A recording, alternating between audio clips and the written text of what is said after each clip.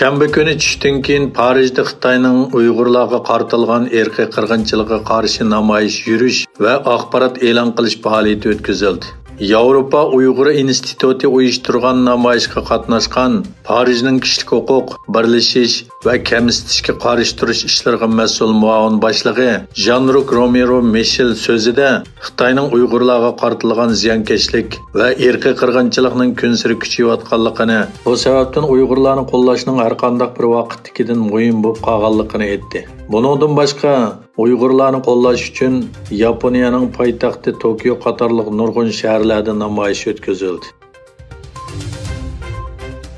Turkiyadagi fikr birligi va kurash supsi rahbarligidagi ommaviy tashkilotlar Xitoyning Istanbuldagi bosh konsulxonasi oldida namoyish va axborot e'lon qilish faoliyati o'tkazib, Sharq Turkistonga ovoz ber shiori bilan Xitoy davlatining Uyg'urlarga qartilgan zulm va ziyonkashlikka norozilik bildirdi. Fikr va kurash supsi ittifoqining raisi Kurshad Mijan bu guruhiga vakolatan so'z qilib, Xitoy Sharq Turkistonga tajovuz qilgan kundan boshlab qarindoshlarimizni bostirib keldi. Milliy va madaniyat jihatdan sistemalik assimilyatsiya va irqiy qirg'in qildi dedi.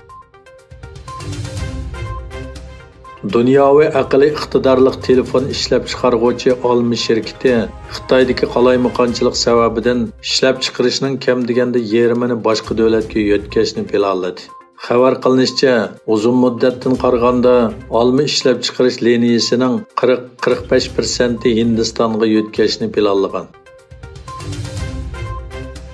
Amerika Tashqi ishlar ministri Antony Blinken o'zlarining Xitoydagi Covid tadbirlariga qarshi namoyishlarni qo'llaydiganligini va kelar yilgi Xitoy ziyorati jarayonida bu masalani o'ttirg'a qo'ydiganligini aytdi. Blinken mundaq dedi: "Mayli Xitoy, Eron yoki dunyoning har qanday bir yerida bo'lsin, biz kishilik huquq, tinch namoyish qilish huquqi va fikr bayon qilish huquqini qo'g'daymiz" dedi.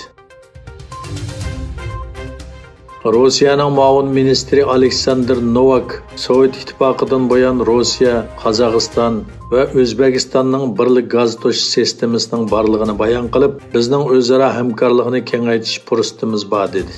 Qozog'iston prezidentining axborot bayonotchisi Ruslan Jelinbay bo'lsa, Rossiya, Qozog'iston, O'zbekiston o'rtasida qurilmoqchi bo'lgan 3 taraf tabiiy gaz ittifoqini tafsiliy muzokara qiladiganligini bayon qildi.